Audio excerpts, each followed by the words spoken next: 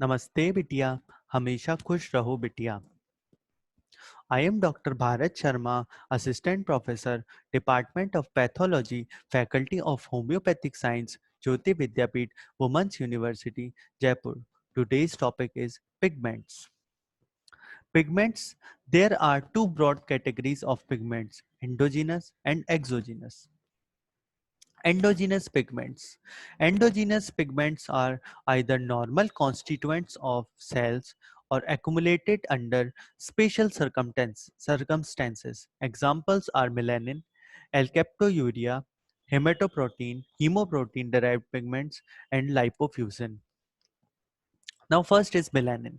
Melanin is the brown black non hemoglobin derived pigment normally present in the hair, skin, mucosa at some places, and choroid of the eye, meninges, and adrenal medulla. In skin, it is synthesized in the melanocytes and dendritic cells, both of which are present in the basal cell of the epidermis, and is stored in the form of cytoplasmic granule in the phagocytic cells called the melanophores, presented in the underlying dermis. Melanocyte possesses the enzyme tyrosinase necessary for the synthesis of melanin from tyrosine. Various disorders of melanin pigments cause generalized and localized hyperpigmentation and hypopigmentation. Generalized hyperpigmentation's examples are Addison's disease, chloasma observed during pregnancy, and in chronic arsenical poison. Focal hyperpigmentation. Cafe outlet spots are pigmented patches seen in neurofibromatosis and Albright syndrome. Pituitz-Jaggard syndrome is characterized by focal perioral pigmentation.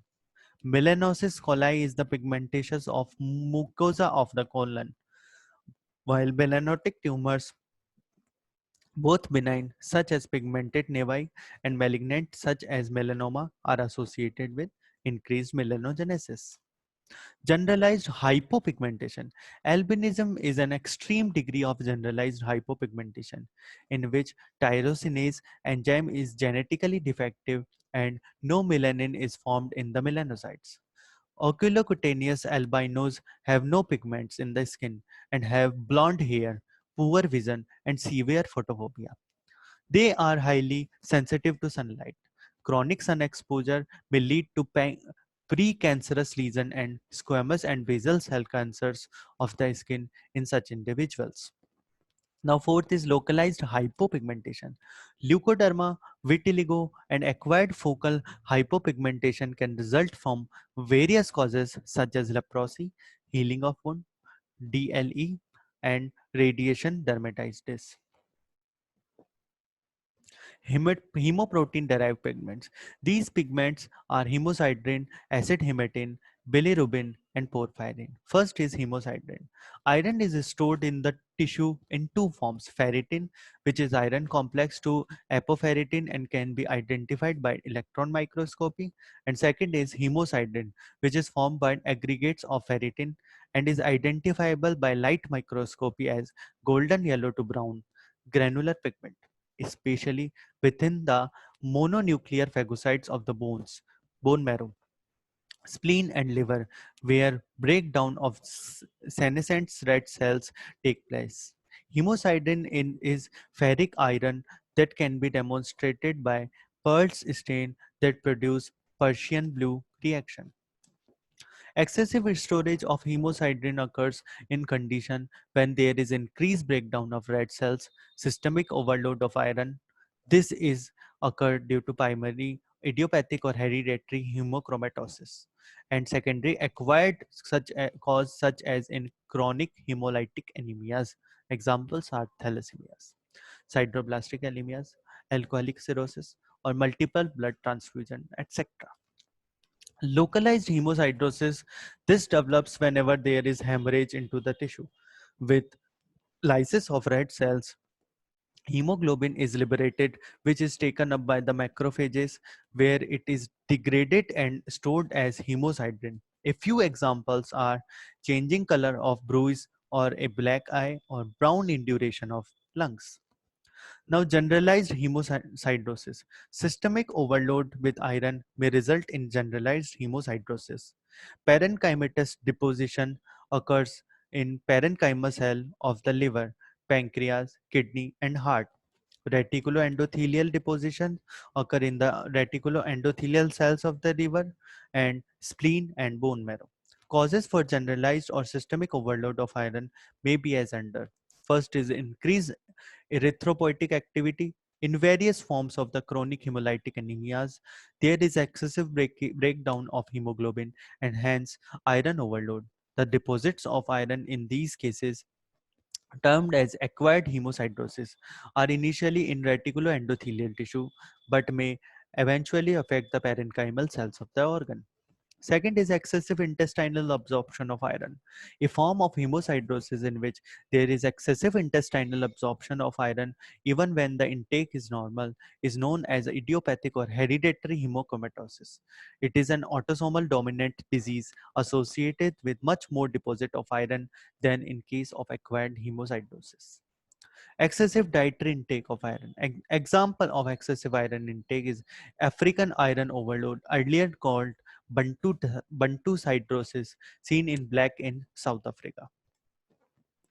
Acid hematine. Acid hematine or hemozoin, also called malarial pigment, is a hemoprotein derived brown black pigment containing heme iron in ferric form in acid medium, but it is different from hemosiderin because it cannot be stained with Prussian blue pulse reaction, probably because of formation of complex with a protein so that it is unable to react in the stain. Now third is bilirubin. Bilirubin in the normal non-iron containing pigment present in the bile. Normal level of bilirubin in the blood is less than 1 milligram per deciliter. Excess of bilirubin or hyperbilirubinemia cause an important clinical condition called jaundice. Jaundice may appear in one of the following three ways: an increase in the rate of bilirubin production due to excessive destruction of our red blood cells, a defect in handling of bilirubin due to hepatocellular injury, or some defect in bilirubin transport within intrahepatic or extrahepatic biliary system.